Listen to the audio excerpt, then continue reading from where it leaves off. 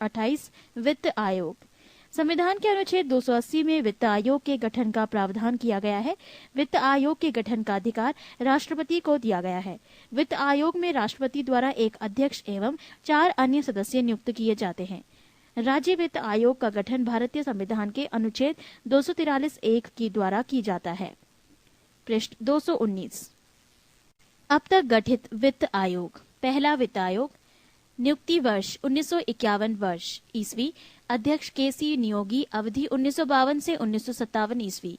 दूसरा वित्त आयोग, नियुक्ति वर्ष 1956, अध्यक्ष के संथानाम, अवधि 1957 से 1962 ईस्वी। तीसरा वित्त आयोग, नियुक्ति वर्ष 1960 ईस्वी, अध्यक्ष ए.के. चंदा, अवधि 1962 से 1966 ईस्वी। चौथा वित्त आयोग, नियुक्ति वर्ष 1964 ईस्वी, अध्यक्ष डॉक्टर पी.वी. राजमन्नार, अवधि 1966 से 1969 ईस्वी। पांचवा वित्त आयोग, नियुक्ति वर्ष 1968 ईस्वी, अध्यक्ष महावीर त्यागी, अवधि 1969 से 1979 ईस्वी। छठा वित्त आयोग, नियुक्ति वर्ष 1972 ईस्वी, अध्यक्ष प्री ब्रह्मानंद रेड्डी, अवधि 1974 से 1979 ईस्वी। सातवां वित्त आयोग, नियुक्ति वर्ष 1977 ईस्वी, अध्यक्ष जे.पी. सेलेट, अवधि 1979 से 1984 ईस्वी। आठवां वित्त आयोग, नियुक्ति वर्ष 1982 ईस्वी, अध्यक्ष वाई.पी. चौहान, अवधि 1985 से 1989 ईस्वी। नौवां वित्त आयोग, नियुक्ति वर्ष 1987 ईस्वी से अध्यक्ष एन.के.पी. साल्वे, अवधि 1989 से 1995 ईस्वी।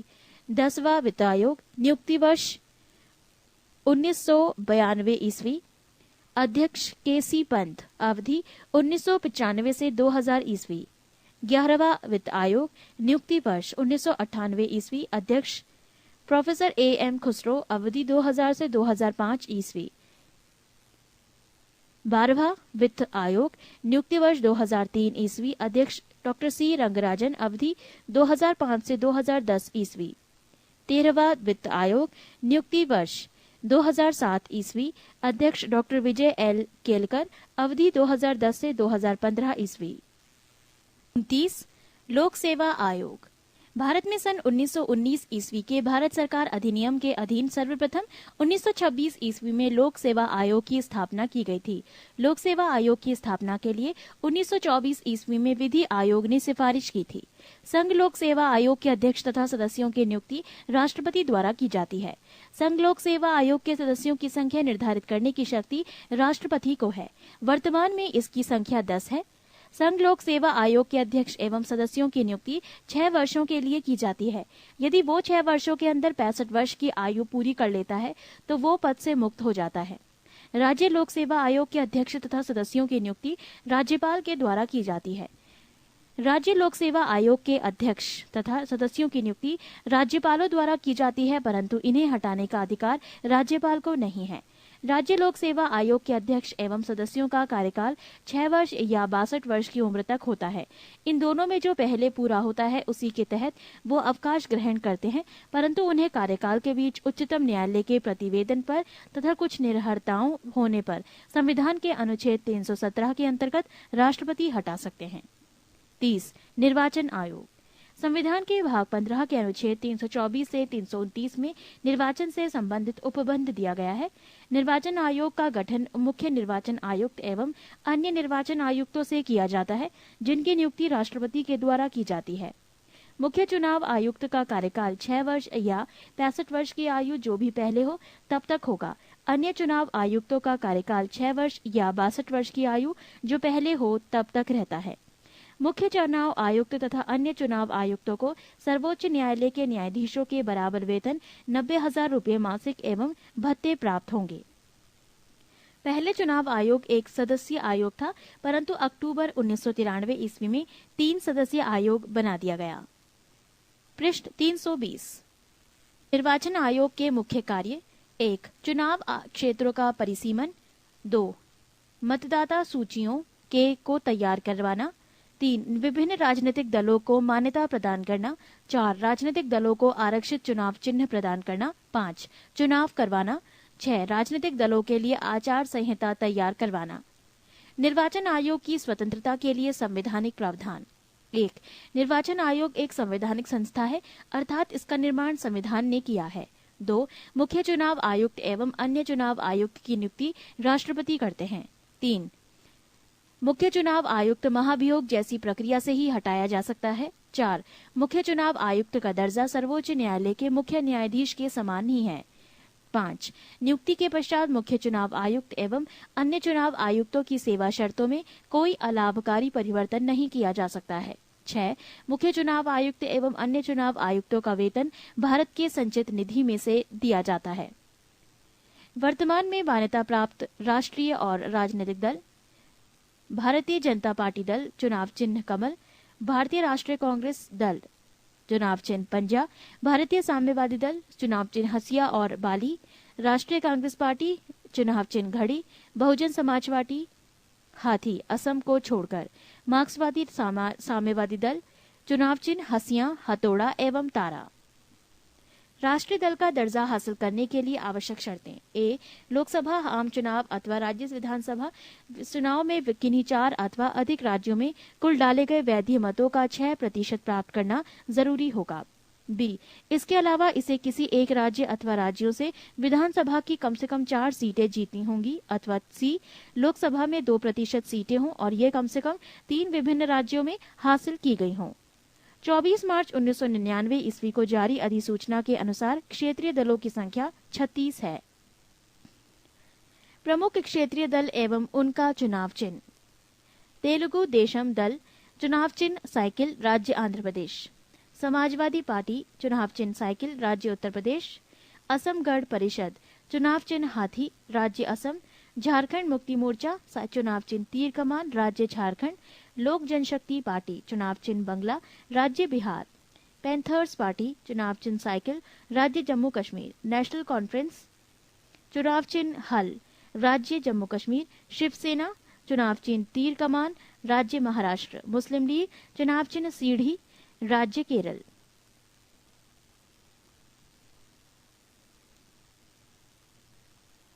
ऑल इंडिया फॉरवर्ड ब्लॉक, चुनाव चिन्ह शेर, राज्य पश्चिम बंगाल; अन्ना द्रविड़ मुन्नेत्र कड़गम, चुनाव चिन्ह दो पत्ती, राज्य तमिलनाडु; महाराष्ट्रवादी गोमांतक पार्टी, चुनाव चिन्ह शेर, राज्य गोवा; सिक्किम संग्राम परिषद, चुनाव चिन्ह हाथी, राज्य सिक्किम; द्रविड़ मुन्नेत्र कड़गम, चुनाव चिन्ह उगता सूरज, राज्य तमिलनाडु पुदुचेरी; नागालैंड दल पीपुल्स काउंसिल, चुनाव चिन्ह मुर्गा, राज्य नागालैंड; अकाली दल बादल, चुनाव चिन्ह तीर कमान, राज्य पंजाब; जनता दल यू, चुनाव चिन्ह तीर, राज्य बिहार और झारखंड।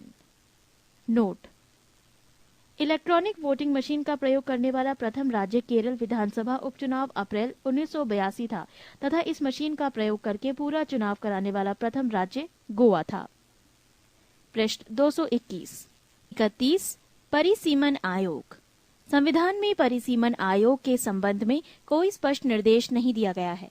अनुच्छेद 82 में प्रत्येक जनगणना की समाप्ति पर लोकसभा एवं राज्य के निर्वाचन क्षेत्रों के विभाजन एवं पुनः समायोजन का कार्य संसद द्वारा विहित अधिकारी द्वारा किए जाएंगे का प्रावधान है।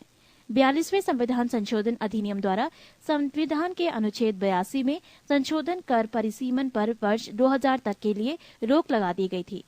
84वें संविधान संशोधन अधिनियम 2001 के द्वारा संविधान के अनुच्छेद 82 और 170(3) की शर्तों में संशोधन किया गया है, जिसके अनुसार देश में लोकसभा एवं विधानसभा की सीटों की संख्या में वर्ष 2026 तक कोई वृद्धि अथवा कमी नहीं की जाएगी। परिसीमन आयोग 2002 का गठन 12 जुलाई 2002 को न्यायमूर्ति कुलदीप सिंह की अध्यक्षता में किया गया तथा इस आयोग की सिफारिशों को केंद्रीय मंत्रिमंडल ने 10 जनवरी 2008 को मंजूरी प्रदान की। नए परिसीमन इसे लोकसभा में आरक्षित सीटों की संख्या बढ़ जाएगी। नया परिसीमन 2001 की जनगणना के आधार पर किया गया है। परिसीमन आयोग में देश के मुख्य निर्वाचन आयुक्त सहित सभी राज्य व केंद्र शासित प्रदेशों की निर्वाचन आयुक्त इस आयोग के सदस्य हैं। अब तक गठित 4 परिसीमन आयोग: 1 परिसीमन आयोग 1952, 2 परिसीमन आयोग 1962, 3 परिसीमन आयोग 1973, 4 परिसीमन आयोग 2002। नए परिसीमन के बाद आरक्षित सीट: जाति अनुसूचित जाति वर्तमान में आरक्षित सीट 79, नए परिसीमन के बाद आरक्षित सीट 85। अनुसूचित जनजाति वर्तमान में आरक्षित सीट 41, नए परिसीमन के बाद आरक्षित सीट 48। अनारक्षित सीटों की संख्या वर्तमान में 410, नए परिसीमन के बाद आरक्षित सीट डैश। नोट: वैसे राज्य जिनका परिसीमन आयोग 2002 के द्वारा परिसीमन नहीं हो सका, असम, मणिपुर, अरुणाचल प्रदेश, नागालैंड एवं झारखंड, पूर्वोत्तर के चारों राज्यों में स्थानीय विरोध एवं अदालतों के स्थगन आदेश के कारण परिसीमन नहीं हो सका, जबकि झारखंड में सरकारी नीति के विपरीत आरक्षित सीटें कम होने के कारण ये परिसीमन पूरा नहीं हो सका। 32. राजभाषा। संविधान के भाग 17 के अनुच्छेद 343 के अनुसार संघ की राजभाषा हिंदी और लिपि देवनागरी है। भारतीय संविधान के अनुच्छेद 344 में राष्ट्रपति को राजभाषा में से संबंधित कुछ विषयों में सलाह देने के लिए एक आयोग की नियुक्ति का प्रावधान है। राष्ट्रपति ने इस अधिकार का प्रयोग करते हुए 1955 ईस्वी में श्री BG खरे की अध्यक्षता में प्रथम राजभाषा आयोग का गठन किया। इस आयोग ने 1956 ईस्वी में अपना प्रतिवेदन दिया।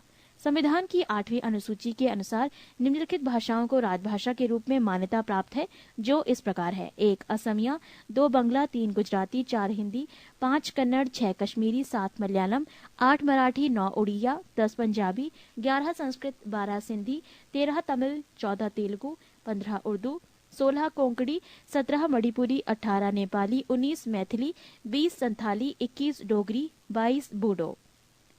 नोट: 1. 1967 ईस्वी में संविधान के 21वें संशोधन के द्वारा सिंधी को 8वीं अनुसूची में जोड़ा गया है। 2. 1992 ईस्वी में संविधान के 71वें संशोधन के द्वारा मणिपुरी, कोंकणी एवं नेपाली को 8वीं अनुसूची में जोड़ा गया। 3. 92 संविधान संशोधन अधिनियम 2003 के द्वारा संविधान की 8वीं अनुसूची में मैथिली, संथाली, डोगरी एवं बोडो भाषाओं को जोड़ा गया है। पृष्ठ 222। राज्य की भाषा। संविधान के अनुच्छेद 345 के अधीन प्रत्येक राज्य के विधानमंडल को ये अधिकार दिया गया है कि वो 8वीं अनुसूची में अंतर्विष्ट भाषाओं में से किसी एक या अधिक को सरकारी कार्यों के लिए राज्य की सरकारी भाषा के रूप में अंगीकार कर सकता है, किंतु राज्यों के परस्पर संबंधों में तथा संघ तथा राज्यों के परस्पर संबंधों में संघ की राजभाषा को ही प्राधिकृत भाषा माना जाएगा। उच्चतम और उच्च न्यायालयों तथा विधानमंडलों की भाषा। संविधान में प्रावधान किया गया है कि जब तक संसद द्वारा कानून बनाकर अन्यथा प्रावधान न किया जाए, तब तक उच्चतम न्यायालय और उच्च न्यायालयों की भाषा अंग्रेजी होगी और संसद तथा राज्य विधानमंडलों द्वारा पारित कानून अंग्रेजी में होंगे। 33. आपात उपबंध। भारतीय संविधान में 3 प्रकार के आपातकाल की व्यवस्था की गई है। 1. राष्ट्रीय आपात अनुच्छेद 352, 2. राष्ट्रीय शासन अनुच्छेद 356 एवं 3. वित्तीय आपात अनुच्छेद 360। राष्ट्रीय आपात अनुच्छेद 352। इसकी घोषणा निम्नलिखित में से किसी भी आधार पर राष्ट्रपति के द्वारा की जाती है: 1. युद्ध, 2. बाह्य आक्रमण और 3. सशस्त्र विद्रोह। राष्ट्रीय आपात की घोषणा राष्ट्रपति मंत्रिमंडल की लिखित सिफारिश पर करता है। राष्ट्रीय आपात की उद्घोषणा को न्यायालय में प्रश्नगत किया जा सकता है। 44वें संशोधन द्वारा अनुच्छेद 352 के अधीन उद्घोषणा संपूर्ण भारत में या उसके किसी भाग में की जा सकती है। राष्ट्रीय आपात के समय राज्य सरकार निलंबित नहीं की जाती है, अपितु वो संघ की कार्यपालिका के पूर्ण नियंत्रण में आ जाती है। राष्ट्रपति द्वारा की गई आपात की घोषणा 1 माह तक प्रवर्तन में रहती है और यदि इस दौरान इसे संसद के 2/3 बहुमत से अनुमोदित करवा लिया जाता है तो वो 6 माह तक प्रवर्तन में रहती है। संसद इसे पुनः एक बार में 6 महीने तक बढ़ा सकती है। यदि आपात की उद्घोषणा तब तक की जाती है जब लोकसभा का विघटन हो गया हो या लोकसभा का विघटन 1 मास के अंतर्गत आपात उद्घोषणा का अनुमोदन किए बिना हो जाता है, तो आपात उद्घोषणा लोकसभा की प्रथम बैठक की तारीख से 30 दिन के अंदर अनुमोदित होना चाहिए, अन्यथा 30 दिन के बाद ये प्रवर्तन में नहीं रहेगी। यदि लोकसभा साधारण बहुमत से आपात उद्घोषणा को वापस लेने का प्रस्ताव पारित कर देती है तो राष्ट्रपति को उद्घोषणा वापस लेनी पड़ती है। आपात उद्घोषणा पर विचार करने के लिए लोकसभा का विशेष अधिवेशन तब आहूत किया जा सकता है जब लोकसभा की कुल सदस्य संख्या के 1/10 सदस्यों द्वारा लिखित सूचना लोकसभा अध्यक्ष को जब सत्र चल रहा हो या राष्ट्रपति को जब सत्र नहीं चल रहा हो दी जाती है। लोकसभा अध्यक्ष या राष्ट्रपति सूचना प्राप्ति के 14 दिनों के अंदर लोकसभा का विशेष अधिवेशन आहूत करते हैं। आपातकाल की उद्घोषणा के प्रभाव। जब कभी संविधान के अनुच्छेद 352 के अंतर्गत आपातकाल की उद्घोषणा होती है तो इसके ये प्रभाव होते हैं। 1. राज्य की कार्यपालिका शक्ति संघीय कार्यपालिका के अधीन हो जाती है। 2. संसद की विधायी शक्ति राज्य सूची से संबद्ध राज्य विषयों तक विस्तृत हो जाती है। 3. संविधान के अनुच्छेद 19 में दी गई स्वतंत्रताएं स्थगित हो जाती हैं। 4. राष्ट्रपति को यह अधिकार प्राप्त हो जाता है कि संविधान के अनुच्छेद 20 से 21 में उल्लिखित अधिकारों के क्रियान्वयन के लिए न्यायपालिका की शरण लेने के अधिकार को स्थगित कर दे। पृष्ठ 223। अनुच्छेद 352 के अधीन बाह्य आक्रमण के आधार पर आपात की प्रथम घोषणा चीनी आक्रमण के समय 26 अक्टूबर 1962 ईस्वी को की गई थी। ये उद्घोषणा 10 जनवरी 1968 ईस्वी को वापस ले ली गई। दूसरी बार आपात की घोषणा 3 दिसंबर 1971 ईस्वी को पाकिस्तान से युद्ध के समय की गई, बाह्य आक्रमण के आधार पर। तीसरी बार राष्ट्रीय आपात की घोषणा 26 जून 1975 ईस्वी को आंतरिक गड़बड़ी की आशंका के आधार पर जारी की गई थी। दूसरी तथा तीसरी उद्घोषणा को मार्च 1977 ईस्वी में वापस ली गई। राज्य में राष्ट्रपति शासन। अनुच्छेद 356। अनुच्छेद 356 के अधीन राष्ट्रपति किसी राज्य में ये समाधान हो जाने पर कि राज्य में संवैधानिक तंत्र विफल हो गया है अथवा राज्य संघ की कार्यपालिका के किन्हीं निर्देशों का अनुपालन करने में असमर्थ रहता है तो आपात स्थिति की घोषणा कर सकता है। राज्य में आपात की घोषणा के बाद संघ न्यायिक कार्य छोड़कर राज्य प्रशासन के कार्य अपने हाथ में ले लेता है। राज्य में आपात उद्घोषणा की अवधि 2 मास होती है। इससे अधिक के लिए संसद से अनुमति लेनी होती है, तब ये 6 मास की होती है। अधिकतम 3 वर्ष तक ये एक राज्य के प्रवर्तन में रह सकती है। इससे अधिक के लिए संविधान में संशोधन करना पड़ता है। सर्वप्रथम पंजाब राज्य में अनुच्छेद 356 का प्रयोग किया गया है। 1951 ईस्वी में भार्गव मंत्रिमंडल के पतन का कारण। सर्वाधिक समय तक अनुच्छेद 356 का प्रयोग पंजाब राज्य ही में रहा, 11/5/1987 ईस्वी से 25/2/1992 ईस्वी तक। वित्तीय आपात। अनुच्छेद 360। अनुच्छेद 360 के तहत वित्तीय आपात की उद्घोषणा राष्ट्रपति द्वारा तब की जाती है जब उसे विश्वास हो जाए कि ऐसी स्थिति विद्यमान है जिसके कारण भारत के वित्तीय स्थायित्व या साख को खतरा है। वित्तीय आपात की उद्घोषणा को 2 महीनों के भीतर संसद के दोनों सदनों के सम्मुख रचना तथा उनकी स्वीकृति प्राप्त करना आवश्यक है। वित्तीय आपात की घोषणा उस समय की जाती है जब लोकसभा विघटित हो तो 2 महीने के भीतर राज्यसभा की स्वीकृति मिलने के उपरांत वो आगे भी लागू रहेगी, किंतु नवनिर्वाचित लोकसभा द्वारा उसकी प्रथम बैठक के आरंभ से 30 दिन के भीतर ऐसी उद्घोषणा की स्वीकृति आवश्यक है। राष्ट्रपति वित्तीय आपात की घोषणा को किसी समय वापस ले सकता है। शपथ एवं त्यागपत्र। पद राष्ट्रपति, शपथ मुख्य न्यायाधीश, त्यागपत्र उपराष्ट्रपति। पद उपराष्ट्रपति, शपथ राष्ट्रपति, त्यागपत्र राष्ट्रपति। राज्यपाल, शपथ राज्य उच्च न्यायालय के मुख्य न्यायाधीश, त्यागपत्र राष्ट्रपति, मुख्य न्यायाधीश, शपथ राष्ट्रपति, त्यागपत्र राष्ट्रपति। प्रधानमंत्री, शपथ राष्ट्रपति, त्यागपत्र राष्ट्रपति। लोकसभा अध्यक्ष शपथ नहीं लेता है, त्यागपत्र उपाध्यक्ष। वित्तीय आपात का प्रभाव। 1. उच्चतम न्यायालय उच्च न्यायालय के न्यायाधीशों और संघ तथा राज्य सरकारों के अधिकारियों के वेतन में कमी की जा सकती है। 2. राष्ट्रपति आर्थिक दृष्टि से किसी भी राज्य सरकार को निर्देश दे सकता है। 3. राष्ट्रपति को यह अधिकार प्राप्त हो जाता है कि वो राज्य सरकारों को ये निर्देश दें कि राज्य के समस्त वित्त विधेयक उसकी स्वीकृति से विधानसभा में प्रस्तुत किए जाएं। 4. राष्ट्रपति केंद्र तथा राज्यों में धन संबंधी विभाजन के प्रावधानों में आवश्यक संशोधन कर सकते हैं।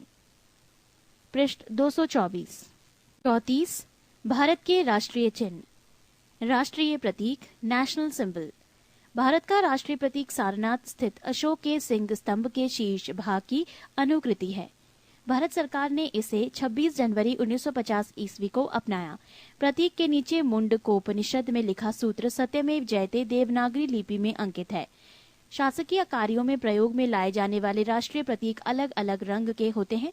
नीला राष्ट्रीय प्रतीक भारत के मंत्रियों द्वारा, लाल राष्ट्रीय प्रतीक राज्यसभा के सदस्यों के अधिकारियों द्वारा, हरा राष्ट्रीय प्रतीक लोकसभा के सदस्यों के द्वारा उपयोग में लाया जाता है। राष्ट्रीय ध्वज, नेशनल फ्लैग। 3 पट्टियां वाला तिरंगा, गहरा केसरिया ऊपर, सफेद बीच और गहरा हरा रंग सबसे नीचे है।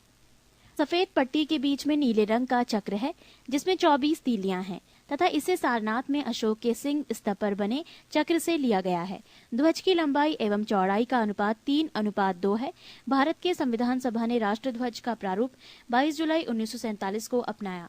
राष्ट्रीय ध्वज को केसरिया रंग जागृति, शौर्य तथा त्याग का, सफेद रंग सत्य एवं पवित्रता का एवं हरा रंग जीवन समृद्धि का प्रतीक है। भारतीय ध्वज संहिता 2002 के अनुसार सभी भारतीय नागरिकों एवं निजी संस्थाओं आदि को भी राष्ट्रीय ध्वज प्रदर्शन का अधिकार है। जनवरी 2004 को एक महत्वपूर्ण निर्णय में उच्चतम न्यायालय मुख्य न्यायाधीश B.N. खरे की अध्यक्षता में ने ये घोषणा की कि संविधान के अनुच्छेद 19(1)(a) के अधीन राष्ट्रीय ध्वज फहराना नागरिकों का मूल अधिकार है। नोट: भारत के राष्ट्रीय ध्वज का पहली बार प्रदर्शन 14 अगस्त 1947 की मध्य रात्रि में हुआ। राष्ट्रगान, नेशनल एंथम। रविंद्रनाथ ठाकुर द्वारा रचित जन गण मन को संविधान सभा ने 24 जनवरी 1950 ईस्वी को भारत का राष्ट्रगान अस्वीकार किया।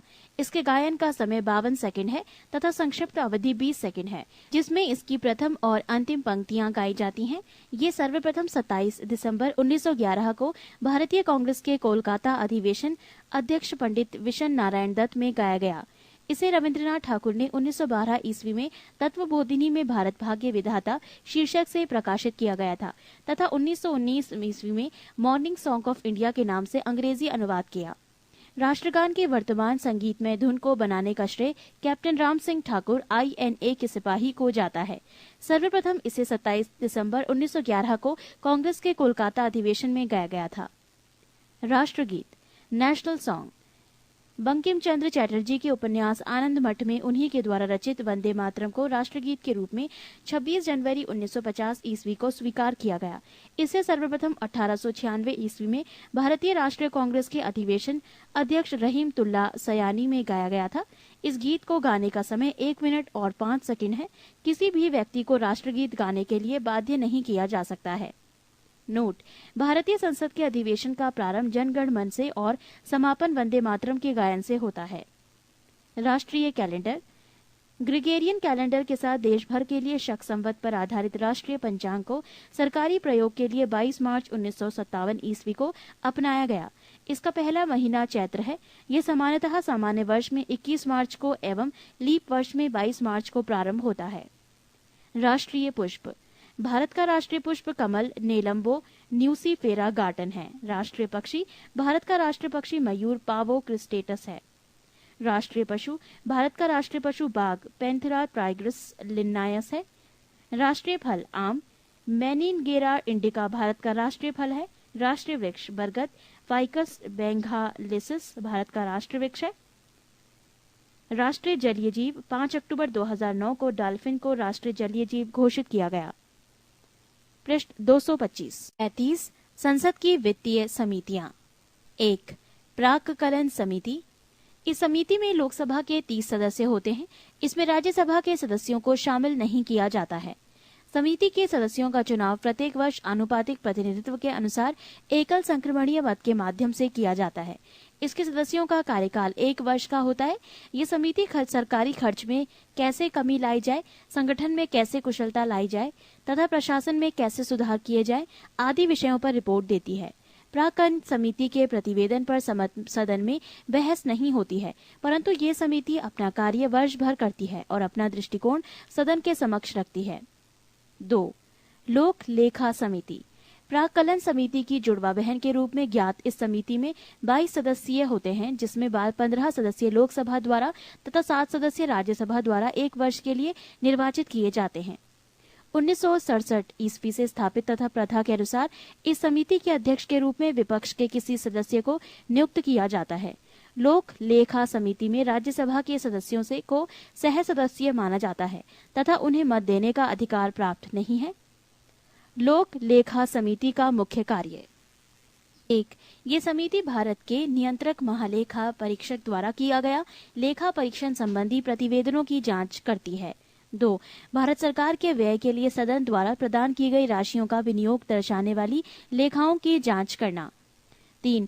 संसद द्वारा प्रदान की गई धनराशि के अतिरिक्त धनराशि को व्यय किया गया हो तो समिति उन परिस्थितियों की जांच करती है जिसके कारण अतिरिक्त व्यय करना पड़ा। 4. समिति राष्ट्रपति के वित्तीय मामलों के संचालन में अपव्यय, भ्रष्टाचार, अकुशलता में कमी के किसी प्रमाण को खोज सकती है। 3. सरकारी उपक्रमों की समिति। इस समिति में 22 सदस्य होते हैं, जिनमें से 15 लोकसभा तथा 7 राज्यसभा द्वारा अनुपातिक प्रतिनिधित्व की एकल संक्रमणीय मत पद्धति द्वारा निर्वाचित किए जाते हैं। समिति का अध्यक्ष लोकसभा अध्यक्ष द्वारा नामजद किया जाता है। इस समिति के निम्न कार्य हैं। 1. सरकारी उपक्रमों के प्रतिवेदनों और लेखाओं की ओर उन पर नियंत्रक एवं महालेखा परीक्षक के प्रतिवेदनों की जांच करना। 2. ऐसे विषयों की जांच करना जो सदन या अध्यक्ष द्वारा निर्दिष्ट किए जाएं। 4. कुछ अन्य प्रमुख समितियां। कार्य मंत्रणा समिति। लोकसभा की कार्य मंत्रणा समिति में अध्यक्ष सहित 15 सदस्य होते हैं। लोकसभा का अध्यक्ष इसका पदेन अध्यक्ष होता है। राज्यसभा की कार्य मंत्रणा समिति में इसकी सभा का सभापति इसका पदेन सभापति होता है। गैर सरकारी सदस्यों के विधेयकों तथा संकल्पों संबंधी समिति। इसका गठन लोकसभा में किया जाता है। इस समिति में 15 सदस्य होते हैं। लोकसभा का उपाध्यक्ष इस समिति का अध्यक्ष होता है।